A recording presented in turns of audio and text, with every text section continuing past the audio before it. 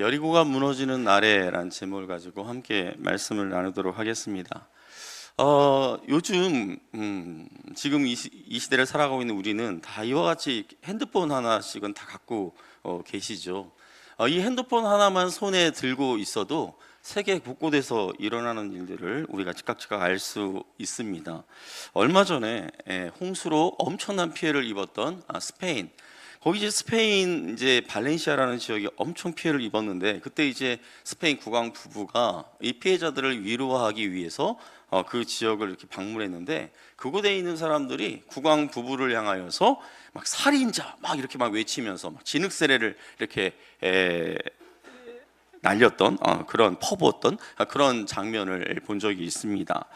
지구촌 곳곳에서 여러 자연 재해로 인해서 인명 피해가 속출하고 있는데요.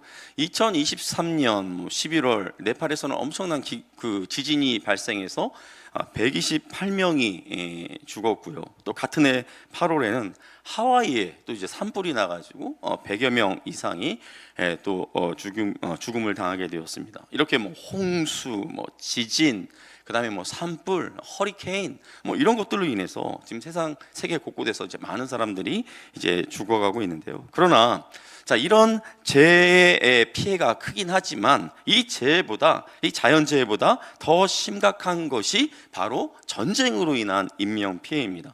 아직 진행 중인 그 러시아와 우크라이나 그 전쟁에서 죽은 그 사망자를 이렇게 집계한 수치들이 다 다른데, 아무리 적게 잡아도 8만 명 이상이 이 전쟁을 통해서 죽었다고 합니다. 어떤 자료에는 뭐 20만 명 이상은 죽었을 것이다, 뭐 그런 자료들도 있어요. 또 러시아 우크라이나 전쟁과 함께 세계의 이목이 집중되어 있던 그런 지역이 있었죠. 어디입니까? 바로 팔레스틴이죠. 자, 팔레스틴 현지 언론에 따르면 2024년 11월, 그러니까 이 11월을 기준으로 해서 이스라엘의 그 공격으로 말미암아 사망한 팔레스타인 그 사망자 수가 4만 3천 명이 넘어섰다고 그렇게 보도하고 있습니다. 한번 지도를 한번 보여주시겠습니까? 이 지도를 보시면 저기 이제 가운데 이제 하얀 부분이 지중해예요. 그리고 이제 그 지도에 빨간 그 원으로 표시되어 있는 그 지역이 오늘 본문에서 다루고자 하는 그 팔레스틴 지역입니다. 자, 그런데 그 팔레스틴 지역을 중심으로 해서 밑으로 가면 이집트로 해가지고 아프리카로 이렇게 가게 되고, 팔레스틴 위쪽으로 가게 되면 시리아를 거쳐서 튀르키예와 유럽 쪽으로 가게 됩니다. 그리고 오른쪽으로 가면 이제 아시아 쪽으로 갈 수 있는, 그러니까 이 팔레스틴 지역이 굉장히 지정학적으로 중요한 그런 위치인 것이죠. 그래서 이 지역은 늘 시끌시끌했어요. 그러니까 오늘날만 이렇게 시끌시끌한 것이 아니라 몇천 년 전부터 이 지역은 항상 치열한 전쟁이 있었던 그런 지역입니다. 네. 교회 다니지 않는 분들 가운데서도 아마 모세라고 하는 이름을 들어보셨을 거예요. 교회 다니지 않았다 할지라도 모세라는 이름은 많이들 알려져 있죠. 자, 하나님께서 모세에게 명령을 하셨죠. 어떤 명령이었습니까? 이집트에서 종살이하고 있는 이스라엘 백성들을 이끌고 탈출하라라는 그런 명령이었어요. 그때 이 이집트를 탈출한 이스라엘 백성들이 몇 명이었습니까? 장정만 60만 명. 그러니까 그 장정만 60만 명이니까 아이들과 여자들까지 다 합친다면 200만 명에서 300만 명 정도 되는 어마어마한 그런 인원을 데리고 모세가 그 이집트를 탈출한 거예요. 그래서 이제 40년간의 그 이제 광야 생활이 이제 이스라엘 백성들에게 시작되지 않습니까? 그 40여 년간의 그 긴 여정이 끝나갈 무렵 이제 모세가 죽고 여호수아가 이제 모세를 대신하여서 이스라엘의 이제 지도자가 됩니다. 그 여호수아가 이스라엘 백성들을 이끌고 요단강을 건너서 들어간 땅이 지금 아까 우리가 봤던 그 팔레스틴 그 지역입니다. 자, 그런데 요단강을 건넌 이스라엘 백성들이 처음 맞닥뜨린 그 적이 누구였냐면 여리고성 사람들이었어요. 자, 철옹성과 같은 여리고성이 이스라엘 앞에 딱 버티고 있었던 거예요. 자, 그런데 참 신기하게도 하나님께서는 이 여호수아와 이스라엘 백성들에게 여리고성에다가 뭐 사다리를 딱 대고 그 성에 기어 올라가서 그 성을 정복하라든지, 아니면 성문, 그 여리고 그 성문을 때려 부수고 그 성문을 들어가서 그 여리고성을 정복하라든지 이런 식으로 명령하시지 않았어요. 하나님께서 그들에게 명령하신 것은 무엇이었습니까? 매일 하루에 한 바퀴씩 여리고성을 그냥 빙글빙글 돌라라는 것이었어요. 그리고 7일째 되는 날은 7바퀴를 그 성을 돌라, 이제 그렇게 명령을 내리셨던 것이죠. 자, 그 하나님께서 이스라엘 백성들과 여호수아에게 내린 이 명령, 쉽습니까? 어렵습니까? 굉장히 쉬운 명령이었어요. 그냥 그 동네 한 바퀴 돌듯이 여리고성 돌고, 7째 날은 좀 힘들겠지만 7바퀴 도는 그것으로 하나님의 명령을 순종하는 거였어요. 자, 그래서 이제 7일째가 되었습니다. 이스라엘 백성들이 여리고성을 한 바퀴, 2바퀴, 5바퀴, 그리고 7바퀴 이렇게 딱 돌았을 때 여호수아가 이스라엘 백성들을 향해서 외치라고 명령합니다. 오늘 우리가 읽었던 본문 20절 말씀에 나와 있는데, 우리 20절 말씀을 같이 한번 읽어보도록 하겠습니다. 이에 백성은 외치고 제사장들은 나팔을 불매, 백성이 나팔 소리를 들을 때 크게 소리질러 외치니 성벽이 무너져 내린지라. 백성이 각기 앞으로 나아가 그 성에 들어가서 그 성을 점령하고, 외치라고 하는 그 여호수아의 명령을 따라서 이스라엘 백성들이 엄청난 함성으로 소리를 질러댑니다. 그리고 나팔 소리가 뿡 하고 울려 퍼져요. 이스라엘 백성들이 무엇을 외쳤는지는 잘 모르겠어요. 뭐 여호와 니시를 외쳤는지, 뭐 이스라엘의 하나님 여호와를 찬양할지어다 뭐 이렇게 외쳤는지 정확한 그 외침의 구호는 모르겠지만, 아무튼 이들이 크게 외쳤을 때 그들의 소리와 그 나팔 소리로 온 천지가 쩌렁쩌렁 그렇게 울렸을 거예요. 자, 그런데 이때 놀라운 일이 벌어졌어요. 철옹성과 같았던 그 여리고성이 와르르 하고 무너지게 된 것입니다. 자, 이스라엘 백성들이 무너진 그 성벽을 이제 넘어서기 시작합니다. 이스라엘 백성들이 그 무너진 성벽을 넘어서서 그 안에 있던, 여리고성 안에 있던 그 여리고 사람들을 남녀노소 가리지 않고 칼로 베기 시작합니다. 처참하게 다 죽임을 당해요. 사람들뿐만 아니라 그 여리고성에 있던 소나 양과 같은 그런 가축들까지 싹 다 죽입니다. 견고함을 자랑하던 여리고성은 순식간에 피비린내와 또 여기저기서 솟구치는 그러한 불길로 아주 처참한 그런 현장이 되어 버렸어요. 자, 그런데요, 자, 여리고에 살고 있던 사람들이 자, 이렇게 이제 처참하게 죽어가는 그 상황에서도 살아남은 그런 사람들이 있었어요. 그래요. 우리 25절 말씀 같이 한번 읽어보겠습니다. 여호수아가 기생 라합과 그의 아버지 그에게 속한 모든 것을 살랐으므로 그가 오늘까지 이스라엘 중에 거주하였으니, 이는 여호수아가 여리고를 정탐하려고 보낸 사자들을 숨겼음이었더라. 여리고성에 살고 있던 사람들이 지금 이스라엘 백성들의 그 칼날에 의해서 다 처참하게 죽임을 당하고 있는 그런 가운데서도 라합이라고 하는 이 여인과 이 라합의 가족들만은 살아남은 거예요. 자, 어떻게 이들만 살아남을 수 있었을까요? 오늘 말씀해 보니까, 자, 이스라엘 백성들이 이렇게 여리고성을 정복하기 앞서서 여호수아가 이곳 여리고성에 전에 이제 정탐꾼을 이렇게 보냈던가 봐요. 그래서 그 정탐꾼들을 이 라합이 숨겨줬다라는 거예요. 그래서 이 라합과 그 가족들이 살 수 있었습니다. 자, 그렇다면 자, 이전에 무슨 일이 있었을까요? 얼마 전, 그러니까 오늘 본문에서 이스라엘 백성들이 이 여리고성을 점령하기 전 한 3주나 4주 전쯤 도대체 무슨 일이 있었던 걸까요? 여호수아가 여리고성을 이렇게 정탐하고 오라고 하면서 2사람을 보냈어요. 자, 그런데 정탐 나간 지 얼마 되지 않아서 이들의 정체가 노출되면서 쫓기는 신세가 된 거예요. 쫓기고 있던 이 2사람을 여리고성에서 여관을 운영하며 살고 있던 바로 이 라합이라고 하는 이 여인이 숨겨주고는, 그들을 추격하는 그 여리고 경찰들에게 이 라합이 뭐라고 이야기하냐면, 맞아요, 그 사람들이 나한테 오기는 왔는데 어디서 온 사람들인지 나도 전혀 몰랐어요. 그리고 어두워질 때 이들이 어디론가 간다고 하면서 어디로 이렇게 나갔는데 나는 이들이 어디로 갔는지 잘 모르겠어요. 근데 방금 나갔으니까 당신들이 쫓아가면 아마 붙잡을 수도 있을 겁니다. 자, 이렇게 여리고 경찰들에게 거짓말을 하면서 이들을 따돌리면서 이 정탐꾼들을 라합이 지켜준 거예요. 보호해 준 거예요. 자, 그리고 이제 상황이 어느 정도 이제 안정이 되자 라합이 자신이 숨겨주었던 그 정탐꾼들을 야, 이제 됐으니까 이제 나와 해가지고 이제 나왔어요. 그리고 이제 나온 다음에 함께 이제 이야기를 하는데, 자, 이때 라합이 아주 충격적인 그런 말을 해요. 우리 여호수아서 2장 9절 말씀을 같이 한번 읽어보도록 하겠습니다. 말하되 여호와께서 이 땅을 너희에게 주신 줄을 내가 아노라.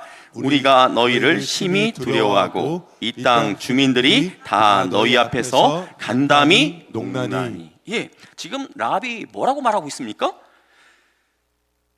지금 우리가 살고 있는 이 땅, 자기가 살고 있는 이 땅을 하나님께서 너희에게 줬다라는 것을 내가 아노라, 이렇게 이야기한 거예요. 아니, 이게 일반적인 상황에서 보통 정신이 온전한 상황이라면 이런 말을 할 수 있겠습니까? 지금 아무리 지금 이 정탐꾼들을 이 사람들이 잡히면 죽을까봐 이들을 숨겨줬다고는 하지만 라합이 지금 그 적국의 그 스파이 앞에서 지금 우리가 살고 있는 이 땅을, 이 성을 하나님께서 너희에게 주신 줄을 내가 안다, 이렇게 말하고 있는 거예요. 그러니까 다른 여리고 사람들이 들었다가는, 아니 여리고 성의 그 경찰이나 다른 당국자가 들었다면 이거는 완전 반역죄예요. 이런 미친 소리를 하는 게 어디 있습니까? 자, 그런데 이어서 또 이 라합이 뭐라고 이야기하냐면, 자기들은 지금 이 이스라엘 백성들이 무서워서 간담이 녹아내릴 정도래요. 그러니까 간담이 녹아내릴 정도로 지금 우리가 너희들을 지금 무서워서 지금 벌벌벌 떨고 있다, 이렇게 말하고 있는 거죠. 자, 그렇다면 여리고 사람들은 왜 이런 생각을 하게 되었을까요? 아마 이들은 이스라엘 백성들이 이곳까지 오는 과정에서의 이 일들을 다 이렇게 전해 들었던 것 같아요. 소식을 전해 들었던 것 같아요. 하나님께서 이스라엘 백성들이 이집트를 탈출해 가지고 그 홍해를 건너갈 때 하나님께서 홍해를 갈라서 그 홍해를 마른 땅같이 건넜던 그런 사건이라든지, 그리고 그들이 이 가나안 땅에 오기까지 뭐 아말렉 족속이라든지 아모리 족속이라든지 만나는 족족 다 그들을 다 박살내고 여기까지 왔다라는 이런 놀라운 그런 이야기들을 아마 이들이 다 들었던 것 같아요. 뭐 그 당시에 이런 핸드폰은 없었겠죠. 근데 그때에도 이 나라 저 나라를 오가면서 장사했던 그런 상인들이 있고 나그네들이 있고 하니까, 특히나 이 라합은 거기서 이제 여관을 운영하다 보니 그곳을 거쳐가는 사람들이 꽤 많았겠죠. 그러니까 이런 소문들을 자연스럽게 다른 사람들보다 더 잘 들었을 가능성이 높아요. 자, 이런 상황이기 때문에 지금 라합은 두 정탐꾼을 숨겨줬다가 만일에 이것이 발각되면 라합만 죽임을 당할까요? 아니요, 라합의 가족들도 싹 다 죽임을 당할 수 있는 아주 위험한 그런 상황임에도 불구하고 라합이 어떻게 합니까? 두 정탐꾼을 숨겨주죠.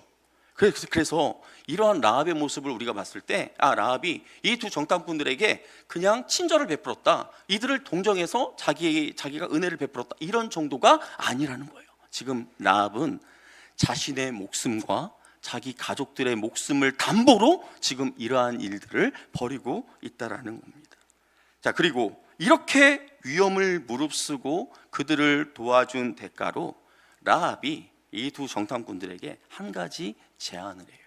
어떤 제안이냐면, 이스라엘 백성들이 그 여리고를 점령하게 되었을 때, 그쪽으로 들어와서 이 성을 차지하게 됐을 때 자기와 자기 가족들을 살려달라는 것이었어요. 구원해 달라라는 그런 제안이었어요. 이 두 정탐꾼들이 이 제안을 받았을 때 이 제안을 받아들였을까요? 거절했을까요? 받아줬습니다. 그러면서 이렇게 약속을 해요. 우리 여호수아서 2장 18절 말씀을 같이 한번 읽어보도록 하겠습니다. 우리가 이 땅에 들어올 때에 우리를 달아내린 창문에 이 붉은 줄을 메고 내 부모와 형제와 내 아버지의 가족을 다 내 집에 모으라.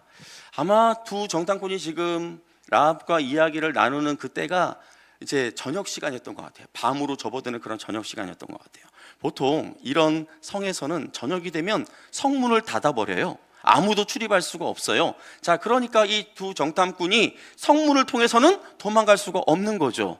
그럼 어디를 통해서 도망가야 합니까? 성벽을 타고 내려가야 돼요. 그런데 다행히 라합의 집이 어디에 있었냐면 성벽 위에 있었어요. 그래서 라합의 집 그 창문으로 밧줄을 내려가지고 두 정탐꾼이 그 밧줄을 타고 내려와서 이제 자기들이 왔던 곳으로 이제 도망가려고 합니다. 그때 이 두 정탐꾼이 라합에게 뭐라고 이야기하냐면, 우리가 타고 내려왔던 이 밧줄 말고 우리가 나중에 이곳을 쳐들어올 때 이 창문에다가 붉은색 줄을 달아 매고 있어. 그러면 우리가 여기를 공격할 때, 저 집은 라합의 집이구나, 그렇게 우리가 알고 그 집에 모여있는 사람들은 우리가 다 살려줄게, 이렇게 약속을 한 거예요. 그리고 정탐꾼들은 자기가 왔던 곳으로 다 가게 됩니다.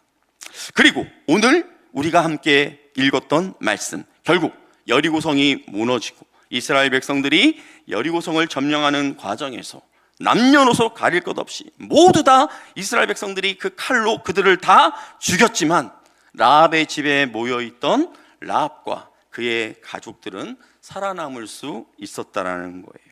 여리고성이 점령되는 과정에서 라합의 가족들이 어떻게 살아남을 수 있었는지에 대해서 제가 간략하게 말씀을 드렸는데요.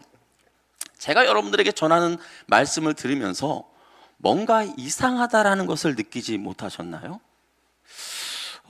왜 그럼 저랬을까? 뭐 이런 이상 야릇한 그런 질문이 여러분들 마음속에서 생겨나지 않습니까? 저만 그런 거군요. 네. 자, 보세요. 고대 전쟁에서 정탐꾼을 상대방의 적진에 보내는 이유가 무엇입니까? 뭐 때문에 그 정탐꾼을 그 상대방에게 이렇게 보낼까요? 그 성을 이렇게 정탐하면서 어디 부분을 공격해야 가장 효과적으로 우리가 이 성을 무찌를 수 있을지, 취약한 부분들을 이렇게 찾아내기 위해서 정탐들이 가기도 하고요. 또 어떤 경우가 있을까요? 거기에다가 혹시 우리와 내통할 수 있는 사람, 첩자를 이렇게 심어놓고 우리가 이 성을 공격할 때 네가 이 문을 열어줘. 그러면 우리가 이 공격이 성공한 다음에 너한테 엄청난 재산을 줄게. 아니면 너한테 엄청나게 높은 한 자리를 이렇게 차지할 수 있도록 그렇게 해줄게. 이렇게 이제 첩자를 심어 놓기 위해서 그렇게 이렇게 이 정탐들을 보내는 것 아닙니까? 아니면 그 성의 왕을 제거하거나 그 나라의 아주 유능한 장수를 암살하기 위해서, 이런 목적으로 정탐들을 보내는 것 아니겠습니까? 자, 그런데 이스라엘 백성들이 어떻게 여리고성을 점령하게 되었다고요? 이스라엘의 군대가 그 성에다가 사다리를 딱 걸쳐놓고 막 기어 올라가 가지고 그렇게 여리고성을 점령하지 않았어요. 그리고 여러분들 사극에서 보는 것처럼 막 엄청난 그 큰 돌을 막 이렇게 날려가지고 그 성벽을 쾅쾅 이렇게 무너뜨려 가지고 그렇게 하지도 않았어요. 그리고 엄청나게 큰 나무, 이렇게 뾰족한 그 나무를 가지고 막 성문을 막 두들기면서 그 성문을 박살내 가지고 그 성문 안쪽으로 들어가면서 그렇게 여리고성을 점령하지도 않았어요. 뭐 그렇다고 해서 첩자를 거기다 심어둔 것도 아니었습니다. 앞에서 제가 말씀드린 것처럼 그저 여리고성을 하루에 한 바퀴 돌고 그 다음날 또 한 바퀴 돌고 7째 날 7바퀴 도는 이것이 전부였어요. 그 여리고성이 무너지기 전까지 이스라엘 백성들은 그 성에다가 여리고 성에다가 손 하나 까딱하지 않은 그런 상황이었어요. 아무리 생각해봐도 도대체 뭐 한다고 거기에다가 정탐꾼을 보냈을까? 정탐꾼을 보낼 만한 그런 이유가 전혀 없는 거예요. 그리고 또 한 가지, 과거 모세가 살아있을 때에도 이스라엘 백성들이 이 가나안 땅에 정탐꾼들을 보낸 적이 있었어요. 그때에 이 모세가 12지파에서 한 사람씩 아주 유능한 사람들을 이렇게 뽑아서 그 12지파에서 뽑힌 12명의 그 정탐꾼들을 그 가나안 땅에 40일 동안 풀어서 40일 동안 다니면서 자료들을 수집해 오라고 그렇게 했어요. 자, 12명입니다. 그리고 40일 동안이나 그 온 가나안 땅을 싸돌아다니면서 막 그렇게 했음에도 불구하고 한 사람도 발각되는 사람이 없었단 말이죠. 그런데 오늘 우리가 다루고 있는 이 여리고성 전투에 앞서서 이 정탐꾼들은 꼴랑 2명 갔어요. 그리고 2명 갔는데도 거의 가자마자 그들의 정체가 탄로나게 된 것입니다. 발각되게 된 거예요. 자, 그런데 여러분들이 한번 생각해 보세요. 만일에 이 정탐꾼들의 정체가 드러나지 않았다면, 그래서 여리고성의 그 경찰들이 이들을 잡겠다고 라합의 집에 와가지고 꽝꽝꽝꽝꽝 막 문을 두드리면서 그렇게 난리를 치지 않았다면, 아마 라합도 이 사람들이 그저 그냥 평범한 나그네 정도인 줄 알았을 거예요. 그냥 여기저기 떠돌아다니면서 장사하는 그런 상인 정도로 그렇게 알고 그냥 스쳐 지나갔을 것입니다. 여리고 경찰들이 막 이들을 체포하기 위해서 돌아다니면서 라합의 그 집의 문을 쾅쾅쾅 두드리면서, 라합 혹시 너네 집에 저 이스라엘에서 온 그 정탐꾼들, 그 스파이 간첩 거기 숨어 있지 않아? 숨겨놓고 있지 않아? 막 이렇게 두드리는 바람에 아마도 이 정탐꾼들이 자기들을 이 라합에게 자신들의 정체가 무엇인지를 이야기하면서 숨겨달라고 했는지 모르겠지만, 이런 상황을 통해서 라합은 이들이 이스라엘 민족에서 온 정탐꾼들이구나 하는 것을 이 라합도 알게 되었다라는 것이죠. 자, 그리고 그 정탐꾼들에게 그동안 자기가 갖고 있었던 이스라엘에 대한 소문을 들으면서 자기 마음속에 갖고 있었던 그런 여러 가지 문제들, 생각들, 이런 것들을 그 이스라엘의 그 정탐꾼들에게 꺼내놓을 수 있게 된 것입니다. 자, 이런 모든 상황들을 종합해 볼 때 정탐꾼을 굳이 보내지 않아도 되는 상황인데, 왜 하나님께서는 여호수아의 마음을 움직여서 정탐꾼들을 보내도록 했을까요? 군사적인 목적이 아니었다라는 거예요. 군사적인 목적이 아니라 하나님은 이곳에 살고 있었던 라합이라고 하는 이 여인을 이전부터 주목하고 계셨다라는 것입니다. 겉으로 보기에는 쫓기는 정탐꾼들을 라합이 구해준 것처럼 보이지만, 하나님은 이 라합을 구출해내기 위해서 보내지 않았어도 되는 이 정탐꾼들을 보내어서 또 그들의 정체가 금방 들통나게 하심으로 라합과 이 정탐꾼들이 특별한 관계를 맺을 수 있도록 그렇게 유도하셨다라는 것이죠. 여리고성이 멸망할 때 그곳에 살고 있던 사람들과 함께 죽을 수밖에 없었던 라합, 그 라합과 그 가족들을 살리기 위해서 하나님께서는 정탐꾼들을 그 여리고성에 보내셨는데, 그렇게 정탐꾼을 보내셨던 하나님은 장차 이 세상이 멸망할 때 죽을 수밖에 없는 우리를 구원하시고자 특별한 정탐꾼을 보내주셨어요. 그가 누구일까요? 우리 요한복음 3장 17절 말씀을 같이 한번 읽어보도록 하겠습니다. 하나님이 그 아들을 세상에 보내신 것은 세상을 심판하려 하심이 아니요 그로 말미암아 세상이 구원을 받게 하려 하심이라. 예, 하나님이 우리를 위하여 특별하게 보내신 정탐꾼, 그는 바로 하나님의 아들 예수 그리스도입니다. 하나님이야말로 예수님을 이 땅에 보내실 이유가 전혀 없으신 그런 분이세요. 자, 이 세상이 하나님의 마음에 이렇게 들지 않으면, 온갖 악한 짓을 그렇게 한다면, 이 땅에 있는 그 사람들의 그 악함에 따라서 하나님께서 그냥 심판하시면 될 일이에요. 과거에 노아 시대에 홍수를 내렸던 것처럼 물로 쓸어버리든지 불로 쓸어버리든지 그렇게 심판하시면 될 일이에요.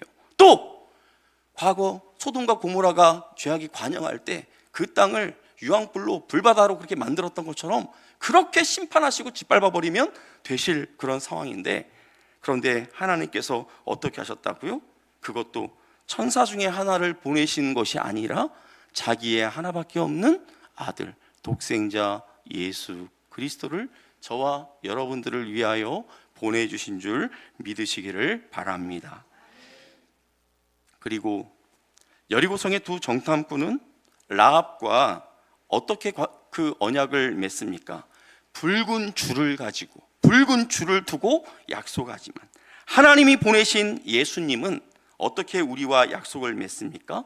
붉은 줄이 아니라 붉고 붉은 자기 자신의 그 피, 자기 자신의 그 피가 십자가에서 쏟아지는 그 십자가의 죽음을 통해서 우리와 약속을 맺으셨어요. 요한복음 3장 16절 말씀 우리 같이 한번 읽어보도록 하겠습니다. 하나님이 세상을 이처럼 사랑하사 독생자를 주셨으니 이는 그를 믿는 자마다 멸망하지 않고 영생을 얻게 하려 하심이라. 예, 우리는 우리 죄 때문에 영원히 죽을 수밖에 없는 하나님의 영원한 그 진노의 그 칼날을 피할 수 없는 그런 존재들이었는데, 하나님은 당신의 하나밖에 없는 독생자 예수님을 우리에게 보내주셔서 십자가에 달아 죽게 하시면서 저와 여러분들에게 이렇게 말씀하시는 거예요. 이 예수의 피가 너의 죄를 해결해 줄 것을 믿고 이 피를 바르면, 이 예수의 피를 뒤집어 쓴다면 너는 심판이 아니라 영원한 생명을 얻게 될 것이다. 이렇게 약속하신 거예요. 하나님은 이렇게 붉은 줄이 아니라 자기 아들 예수 그리스도의 붉은 피로, 십자가에서의 그 죽음으로 우리의 구원을 약속하셨습니다. 사랑하는 성도 여러분, 그리고 오늘 이 자리에 초대받아 오신 VIP 여러분, 우리를 위해 특별한 정탐꾼이 되어 이 땅에 오신 예수님께서 지금 여러분에게 이렇게 말씀하십니다. 볼지어다 내가 문 밖에 서서 두드리노니 누구든지 내 음성을 듣고 문을 열면 내가 그에게로 들어가 그와 더불어 먹고 그는 나와 더불어 먹으리라. 지금 예수님은 여러분 마음문 밖에 서서 똑똑똑 두드리고 계세요. 여러분이 마음의 문을 열어주시면 예수님께서 여러분 안으로 들어가서 여러분과 함께, 여러분과 더불어 먹으시겠다, 식사의 교제를 나누시겠다, 그렇게 말씀하고 있습니다. 이스라엘이나 중동 지역에서 누군가와 함께 식사를 한다는 것은 내가 그와 친구가 되었다라는 것을 의미해요. 원수 관계에서 식사할 수 없어요. 친밀하지 않은데 식사할 수 없습니다. 식사를 한다는 것은 그가 나의 친구라는 것을 선언하는 그러한 모습입니다. 원래 우리는 우리의 죄로 인해서 여리고 사람들이 칼에 맞아 죽었던 것처럼 하나님의 그 진노의 칼에 맞아 죽어야 마땅한 그런 존재들이었지만, 예수님께서 우리의 죄를 대신하여 십자가에서 흘리신 그 피로 말미암아 저와 여러분은 이제 하나님의 원수가 아니라 친구로서 예수님과 함께 풍성한 식탁의 교제를 누릴 수 있는 그런 기회가 저와 여러분들에게 주어졌음을 믿으시기를 바랍니다.